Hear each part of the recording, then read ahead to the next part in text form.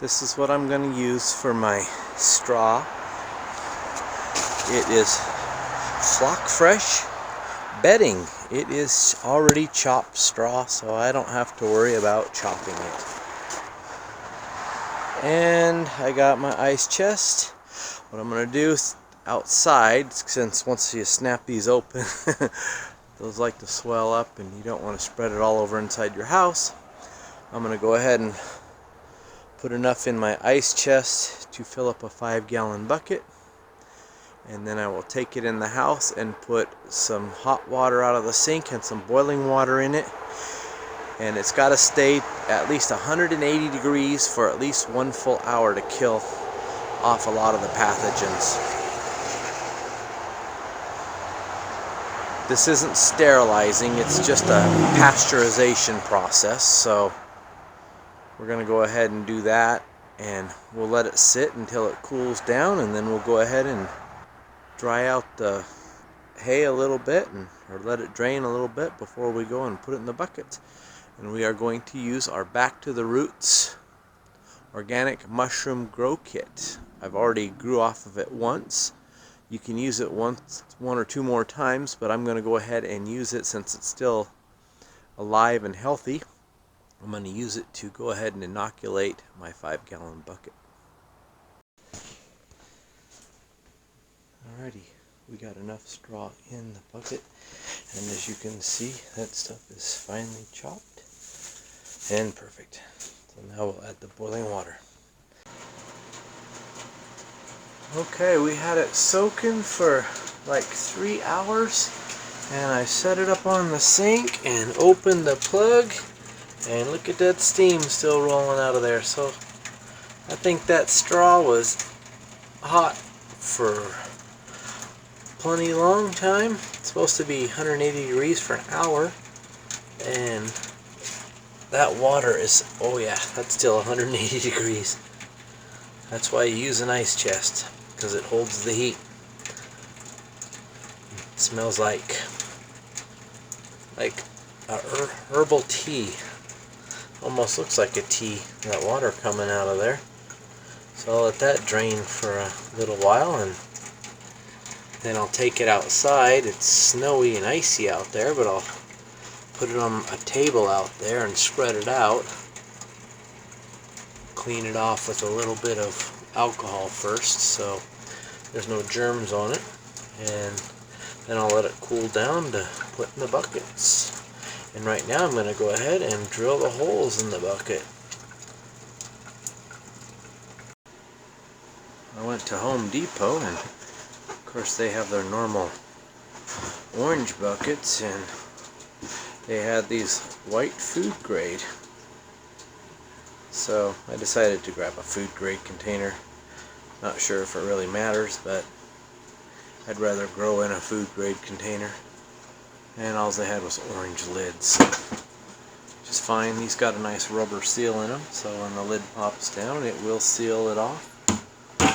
And the only way it's going to be getting air is from the holes you put in there, and then the little drain holes on the bottom.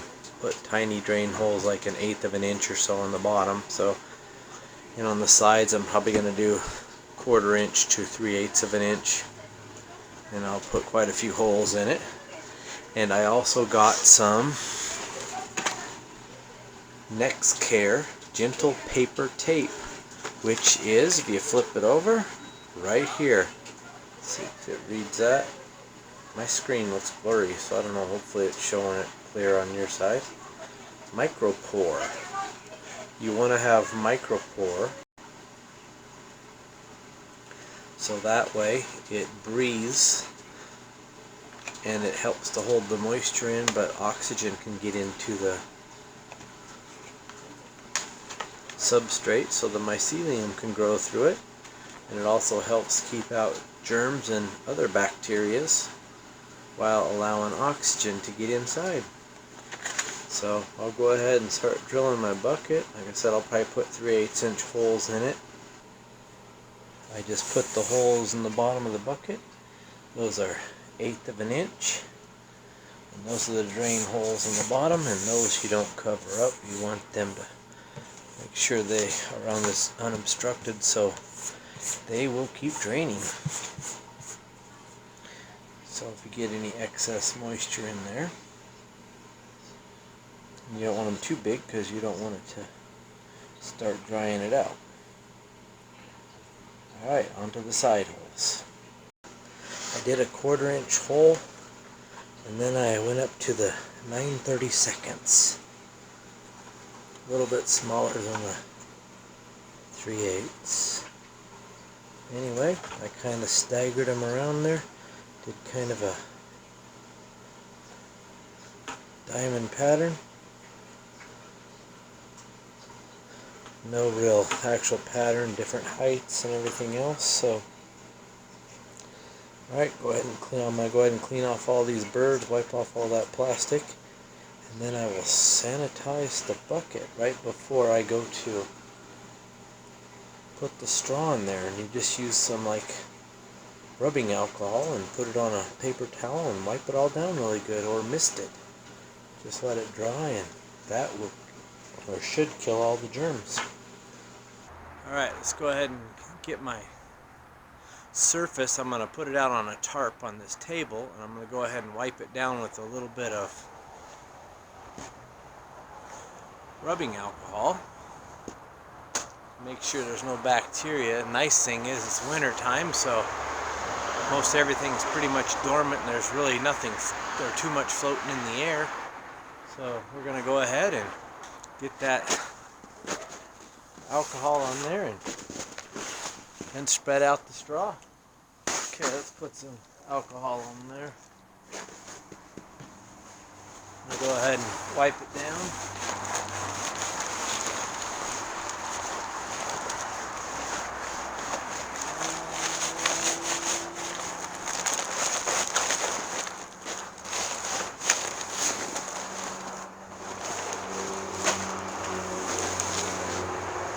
It's a brand new clean tarp also, so hopefully it's pretty clean.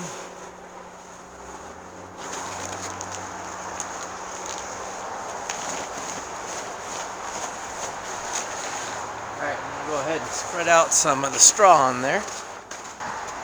Oh, look at all that steam come up off of there. So now I got to get it up on that table and let it cool down and drain out a little more. I had it sitting over my sink for about an hour draining. So let's go ahead and dump a bunch of this out.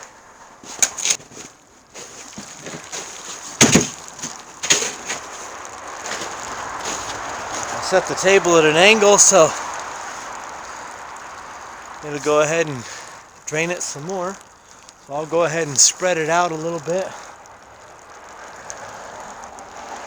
and let it drain and cool down for a little bit. Alright, I'm going to go ahead and let it sit for a while, and I'll be back to check on it in about 10 minutes. Alright, now that the straw's outside drying up a little bit and cooling down, because you definitely don't want to put the mycelium in the straw when it's too hot, we are going to wipe down the bucket with alcohol inside and out.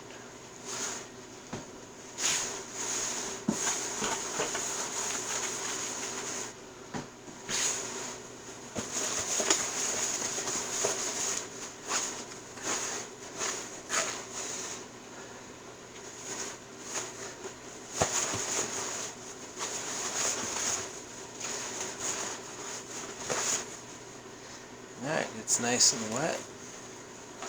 Go ahead and let that dry.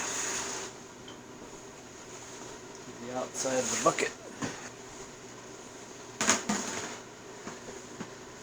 Okay, put that lid on to keep it clean. We're going to set my bucket right here on the ice chest. The straw itself is cooled down and it's nice and damp still. You want it damp. You don't want it too wet when you squeeze it. You don't want a whole bunch of water running out of it, but you want it to kind of ball up when you squeeze it.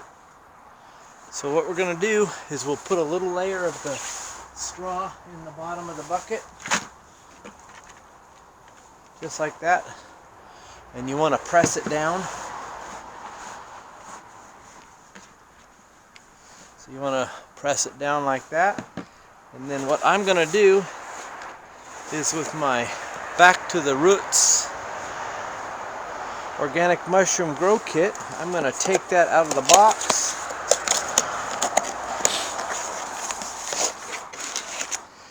and I'm gonna look it over, and all I see is nice white mycelium and a little bit of the orange. I don't see any mold growth or any green or blue colors or any different colors. So everything looks pretty good. So I will rip the bag open a little bit.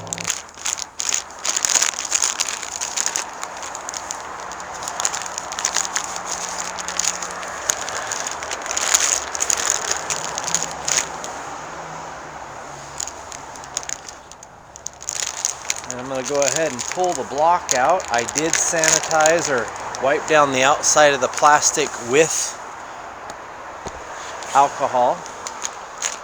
So I got the block right here. And what I'm going to do is I'm going to add a layer of straw and I'm going to break up this mycelium block and just kind of sprinkle it around in there.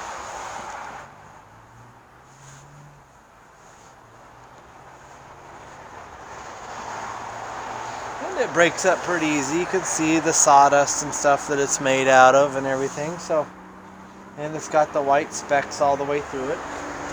So now I'll put another layer of straw in there, like about an inch or so, and now I'll go ahead and put some more of the mycelium block in there, kind of crumble it up a little bit. That's not going to hurt it because the spores are tiny, you're just breaking them up, so it has a better chance of spreading throughout the straw. Put in a little more straw.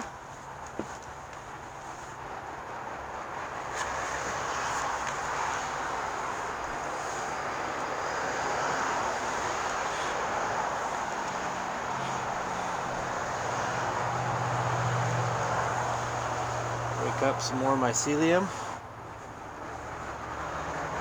And what you could also do is you're laying it in there, you could grab that straw you just put in there and kind of stir it in a little bit also. But make sure you pack it before you start putting the next layer in.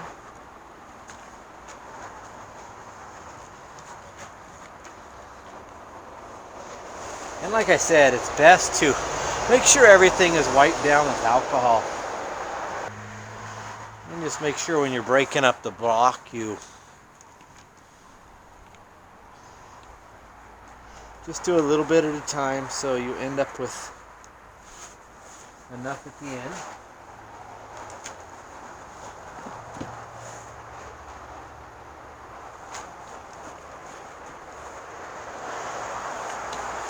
Alright, I'm going to put the last of it right here.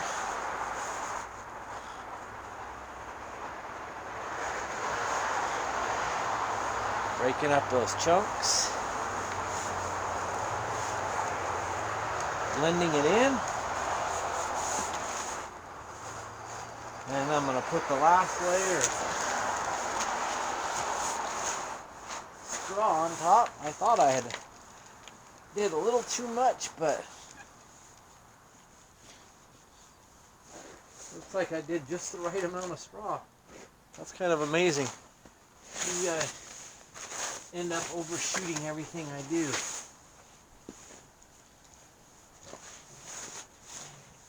But that is the last of the straw, and the bucket is filled right to the top. Wow. I should go buy a lottery ticket, right? Okay, we're going to go ahead and snap the lid on this thing. Nice and tight, and I did sanitize the lid.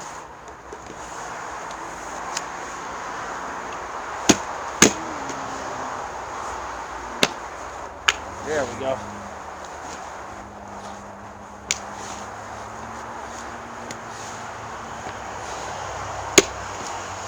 And like I said, this lid's a nice one. It's got a rubber seal in there. Now everything is packed nice and tight, and that is good. because when you buy those kits, you'll also notice that they are packed very tight. And that actually helps the mycelium grow. I went ahead and put the tape over the holes already. And you want to use surgical tape, the micro pore. Alright, now we're going to take this bucket inside and we're going to set it in a corner somewhere. Like I'm going to set it in my laundry room off in one of the corners, and I'll check it in a couple weeks and see if we got any pinning out those holes. I'm going to set something, since I got those holes in the bottom, I'm going to set a pan underneath of it so if it does drain, that it goes into that pan and it doesn't drain all over my floor and cause a stain on my linoleum or anything like that. So especially over the next couple of days as the water settles down, it could do some draining.